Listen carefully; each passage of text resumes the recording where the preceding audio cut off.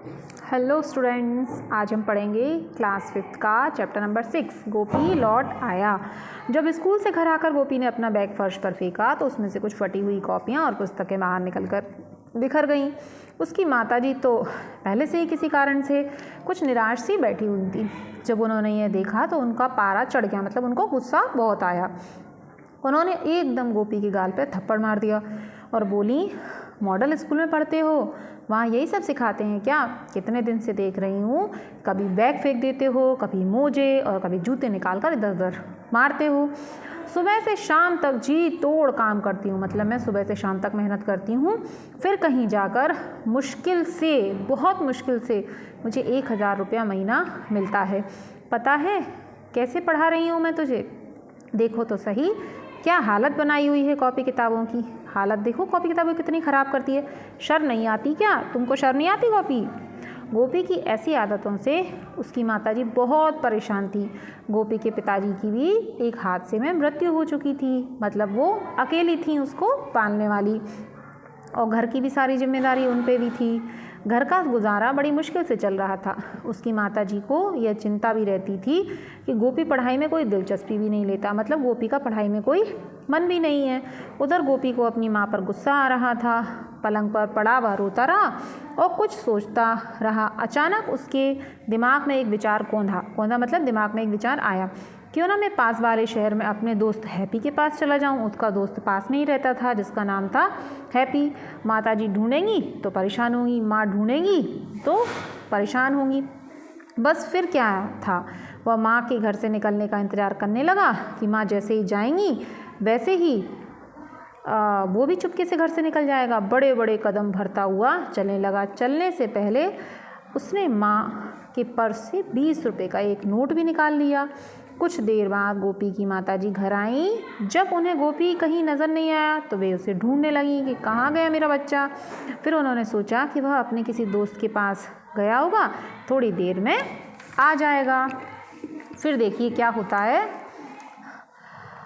धीरे धीरे अंधेरा होने लगा और रात हो गई। गोपी अभी तक नहीं लौटा।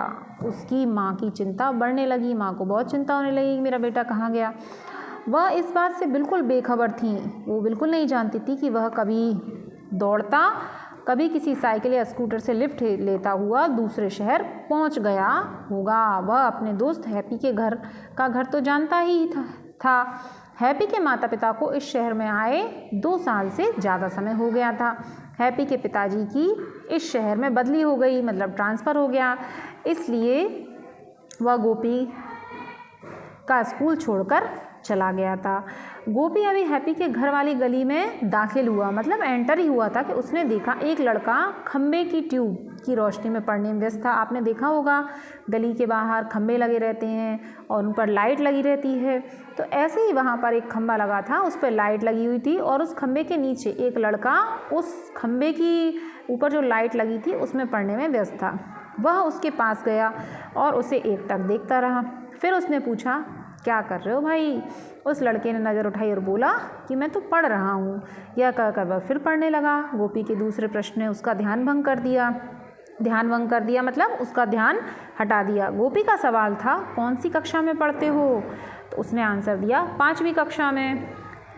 कौन से स्कूल में? गोपी की उत्सुकता बढ़ती ही जा रही थी। स्कूल में नहीं, प्राइवेट, मतलब मैं अपने आप पढ़ता हूँ। वह लड़का कुछ और पढ़ना चाहता था, लेकिन गोपी के सवालों ने उसका मन उचाट दिया, मतलब मन उचटा दिया, उसका ध्यान हटा दिया। वह अपनी पुस्तकें समेटने लगा। उसका हर रोज़ 10:30 बजे तक पढ़ने का नियम था। बातों बातों में गोपी को यह पता चल गया कि उस लड़के के माता पिता भी नहीं हैं।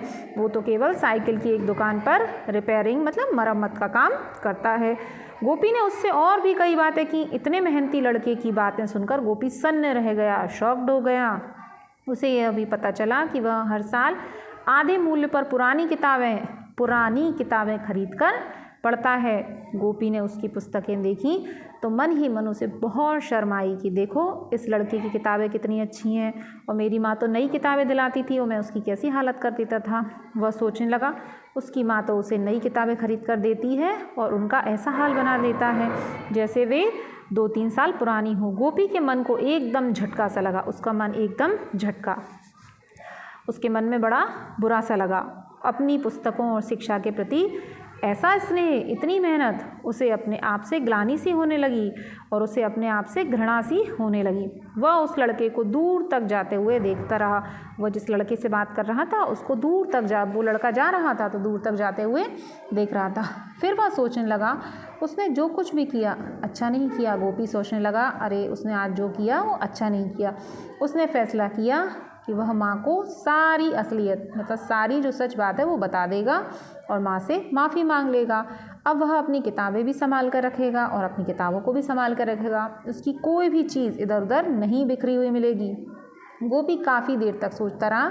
हालांकि एक बार उसका मन हुआ कि वह सामने दिख रहे हैप्पी के घर की घंटी बजा दे। उसके फ्रेंड का घर उसे सामने ही दिख रहा था। उसने मन में सोचा क्यों ना मैं उसके घर की घंटी बजा दूँ, लेकिन पता नहीं क्या सोचकर उसने ऐसा नहीं किया।